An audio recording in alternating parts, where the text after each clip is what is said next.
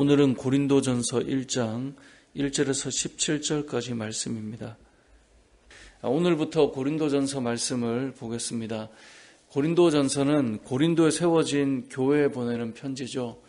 그러다 보니 이제 고린도 지역에 있는 교회이기 때문에 이 고린도 지역의 어떤 영향들을 좀 받게 될 것입니다.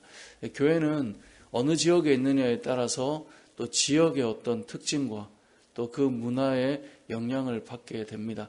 당시 고린도 지역은 돈이 많은 부자 도시였습니다. 항구를 끼고 있었기 때문에 특별히 좀 부유한 도시였습니다.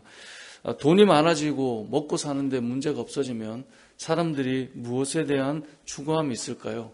어떻게 하면 즐기며 살아갈까?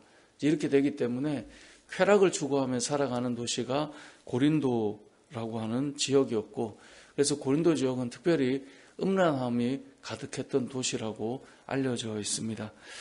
그러한 지역에 세워져 있었기 때문에 교회가 얼마나 중요한 역할을 할까요? 음란하고 쾌락과 즐거움을 향해 나아가는 지역에 교회가 딱 하나 세워져 있다고 생각해 보십시오. 그 교회는 그 지역에 정말 빛과 소금으로서 중요한 역할을 하는 참 귀한 모습을 가지고 나아가게 될 것입니다. 이 땅에 교회가 세워져 있다는 것은 어찌 보면 참 소중하고 중요한 역할을 한다라고 생각해 볼 수 있습니다.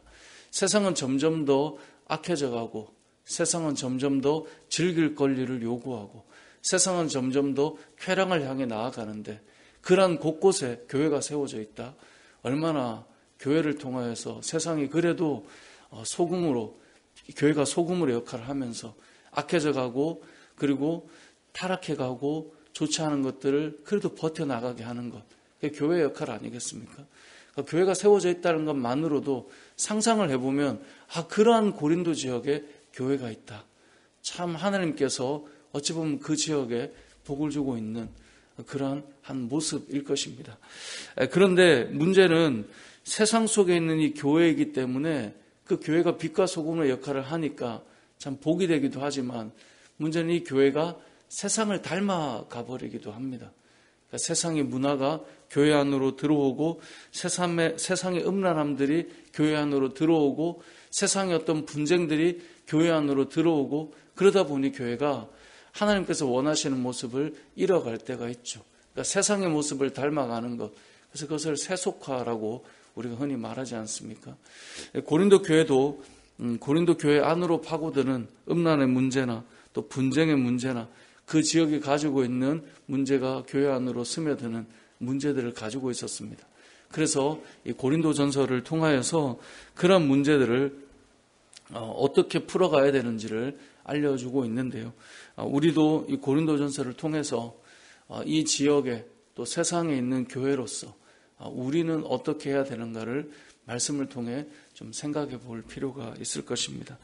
먼저 고린도 전서를 쓸 때 사도 바울은 늘 서신서를 쓸 때 그런 것처럼 이 성도들에게 축복하며 편지를 시작합니다. 그 축복하는 중요한 인사말 중에 하나는 3절에 나오는 3절을 같이 한번 읽어보겠습니다. 시작. 하나님 우리 아버지와 주 예수 그리스도로부터 은혜와 평강이 있기를 원하노라. 아멘. 무엇이 있기를 원해요? 은혜와 평강이 있기를 원한다. 사도 바울은 모든 서신서에 다 이렇게 시작을 합니다. 너에게 은혜와 평강이 있기를 원한다.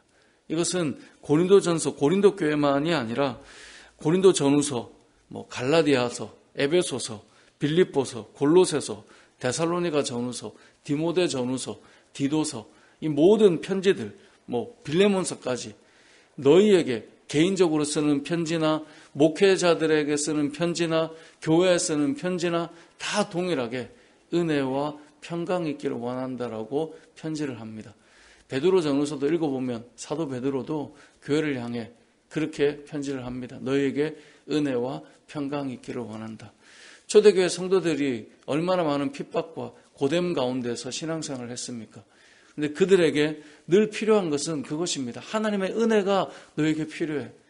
그리고 이러한 힘겨운 상황 속에 너희에게 하나님의 샬롬이, 하나님의 평강이 필요해.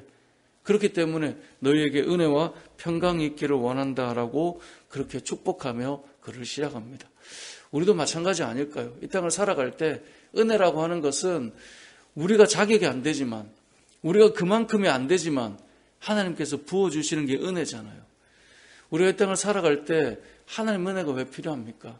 우리가 열심히도 살고 또 우리가 열심히 최선을 다하지만 결국은 우리가 할 수 없는, 우리의 자격이 안 되는 그 일들을 하나님께서 은혜를 부어주셔서 그 일들을 감당하며 살아갈 수 있도록 하는 것.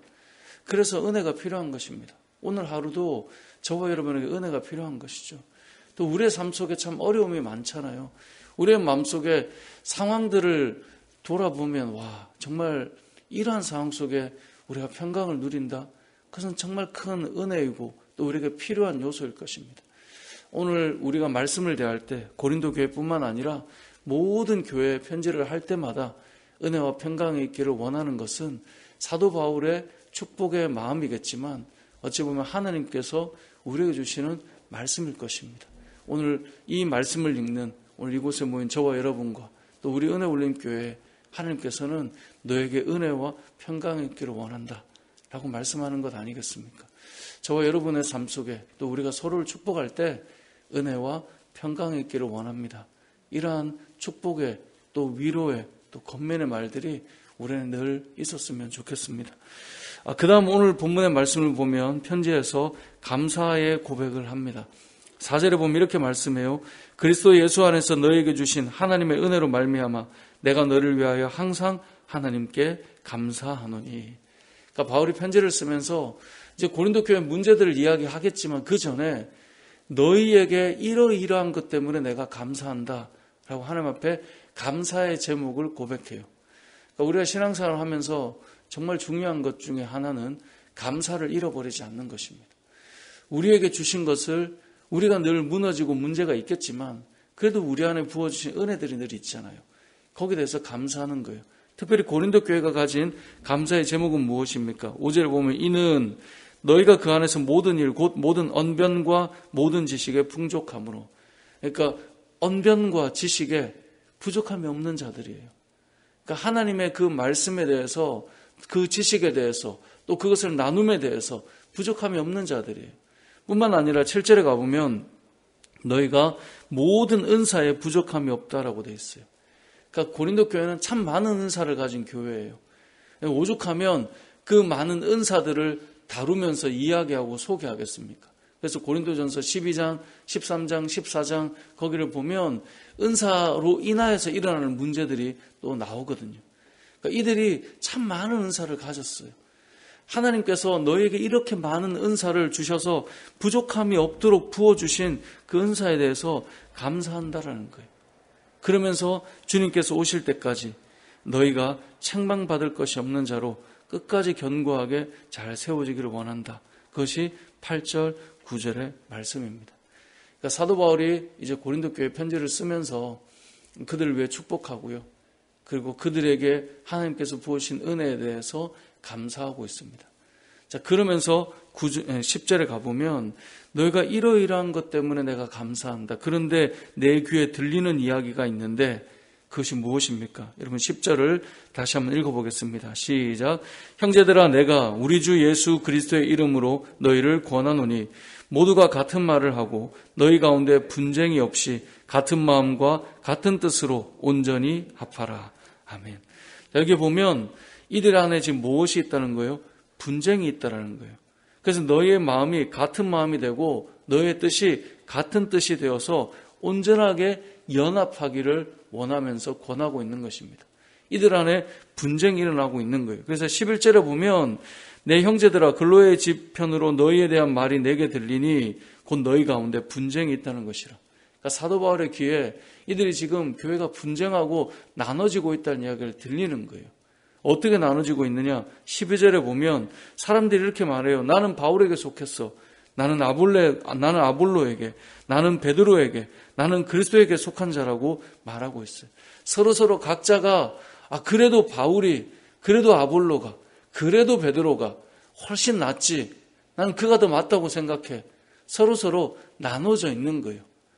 아니야. 그렇게 나눠질 게 아니라 우리는 그리스도에게 속해야 돼. 그렇게 해서 다 쪼개져 있는 분쟁하고 있는 모습이 오늘 본문에 등장하고 있는 것입니다. 사도 바울이 말합니다. 어떻게 이렇게 나눠줄 수 있느냐는 거예요. 그래서 오늘 본문에 나오는 것처럼 그리스도께서 어떻게 나눠졌느냐. 바울이 본인이니까 이제 바울로 표현한 거예요. 바울이 너희를 위하여 13절인데요. 바울이 너희를 위하여 십자가에 못 박혔으며 바울의 이름으로 너희가 세례를 받았느냐. 그러니까 바울이니까 자기 이름을 붙인 거겠죠. 뭐 베드로가 이렇게 하면 좀 그렇잖아요. 저도 설교할 때 저를 이제 예를 들어서 이제 이야기할 때가 있잖아요. 그 어떤 부족함들, 잘못된 것들을 이야기할 때 내가 너희를 위하여 십자가에 못 박힌 것도 아니고 내 이름으로 너희가 세례를 받은 것도 아닌데, 바꿔 말하면 베드로가 너희를 위해 십자가에 못 박힌 것도 아니고 베드로의 이름으로 세례를 받은 것도 아닌데 어떻게 이렇게 나눠질 수 있느냐는 거예요. 우리는 다 예수 그리스도의 십자가의 은혜로 다 세례 받은 자 아니냐, 어떻게 나눠질 수 있느냐라고 말하는 것입니다. 그런데 우리가 이 세례라고 하는 것이, 이 복음을 전하는 것은 내가 복음을 전해서 저 사람이 예수를 믿는다, 어떤 나의 공으로 세우기가 좀 어려워요. 왜냐하면 어떤 믿음의 역사는 눈에 보이지 않잖아요. 근데 세례는 좀 다르죠. 세례는 눈에 보인단 말이에요. 내가 저 사람 세례를 줬어. 저 사람에게 복음을 전하고 내가 세례를 베풀었지. 그것은 보여요. 어떤 사람이 나에게 세례를 주었는가. 그러니까 눈에 보이다 보면 그것이 나에게 어떤 영광으로 남게 돼요. 제가 예전에 군대 진중 세례식을 간 적이 있는데요. 진중 세례식을 갔더니 정말 이 병사들이 쫙 모여서 몇백 명의 세례를 받는데, 이제 목회자들이 다 가서 한 번에 이제 다 받아야 되니까 목회자들 많이 필요했어요. 그래서 저도 갔는데 정말 한 명 한 명 세례를 이렇게 빨리빨리 줘야 돼요. 근데 그것이 이제 나중에는 그 군목이었던 목사님께서 그런 말씀 하시더라고요. 내가 세례를 몇 명에게 줬다. 그게 때로는 목회자에게는 참 영광스러운 일이기는 해요. 복음을 전하고 세례를 받으니까. 근데 문제는 그 영광스러움이 나중에는 자기 훈장이 되기도 한다는 거예요. 왜냐면 눈에 보이니까. 내가 몇 사람을 등록시켰어. 예를 들면 내가 몇 사람에게 세례를 줬어. 눈에 보이잖아요. 복음 전하는 것은 알 수 없죠. 수많은 사람들이 복음을 전해서 그 한 사람이 주께로 돌아오게 된 것이기 때문에 내 눈에 보이지 않는데 이 세례는 좀 다르단 말이죠. 그러다 보니 사도 바울도 그런 말을 하는 것입니다. 17절에 보면 그리스도께서 나를 보내심은 세례를 베풀게 하려 하심이 아니요 오직 복음을 전하게 하려 하심이로되. 복음을 전하는 거예요. 그런데 복음을 전하니까, 예수를 믿으니까 세례를 주긴 하는데 그것을 카운트하며 내가 너에게 세례를 줬고 나는 저 사람에게 세례를 받았고 그래서 나는 아볼로 쪽이고 나는 베드로 쪽이고 나는 바울 쪽이고 이렇게 나눠지는 것은 옳지 않다는 거예요. 우리가 이 땅을 살아가면서 교회의 이 삶의, 교회의 모습은 항상 예수 그리스도로 하나 되어서 연합되어져 가는 것이 중요합니다. 이 말은 정말 하나님께서 원하시는 것이 무엇인가를 우리가 기억해야 된다는 거예요. 사단은 늘 나누려고 합니다. 사단은 늘 깨트리는 일을 합니다. 사단은 늘 분쟁하고 무너지게 만듭니다. 하지만 하나님께서는 늘 연합하라고 말씀하십니다. 하나님께서는 하나가 되라고 말씀하십니다. 하나님께서는 한 몸을 이루고 세워지라고 말씀하십니다. 이것은 고린도 교회만의 문제가 아니라 이 땅의 모든 교회가 가지고 있는 문제일 수 있습니다. 처음에는 아름답게 세워져 가는 것 같지만, 많은 은사를 가지고 걸어가는 것 같지만 꼭 어떤 두각을 나타내는 사람들을 중심으로 교회가 나눠지거나 또 여러 가지 이야기가 말이 돌거나 그렇게 되는 경우들이 있다는 거예요. 오늘 본문에서 우리가 기억해야 될 중요한 메시지는 하나님께서는 우리가 연합해서 하나가 되기를 원한다라는 것을 우리에게 말씀하고 있다라는 것입니다. 말씀을 정리해 보겠습니다. 교회가 세상에 있다는 것은 얼마나 큰 복인지 모릅니다. 그 음란하다라고 하는 그 고린도 지역에 교회가 탁 세워져 있다. 그 거룩한 교회가 거기를 버티고 있다. 그것은 빛과 소금이라 하지 않았습니까? 세상이 타락하고 음란하고 쾌락을 향해 나아갈 때 그래도 교회 때문에 지켜나가는 거예요. 그래서 교회는 세상에 물들면 안 돼요. 세상의 어떤 사람들의 모습을 이해해 주는 것은 그들이 주께로 돌아올 수 있도록 하기 위한 이해이지, 믿는 자들이 자꾸 세상의 어떤 죄악과 쾌락에 대해서, 타락에 대해서 그것을 당연한 것처럼, 문제가 없는 것처럼 그들의 편에 서 있는 것은 사실 교회 자체가 왜 내가 여기 있는지를 잃어버린 것과 같아요. 우리 은혜 울린 교회도 이 지역과 이 세상에 세워져 있는 교회잖아요. 우리가 있기 때문에 그래도 교회가 거룩함을 유지하고 정말 빛과 소금이 되는 교회로 인해서, 우리로 인하여서 하나님의 영광스러움이 그래도 지켜지고 있는 그런 교회로 서 있도록 우리가 가야 될 것입니다. 뿐만 아니라 오늘 말씀처럼 그렇게 거룩한 성도로 우리가 부르심을 입었다면 예수 그리스도로 한 몸을 이루면서 깨어지고 부딪힘이 아니라 연합하고 사랑하고 예수 그리스도를 머리로 함께 세워져가는, 늘 연합의 그 기쁨을 누리는 저와 여러분의 삶이 되시길 주님의 이름으로 축복합니다. 아멘.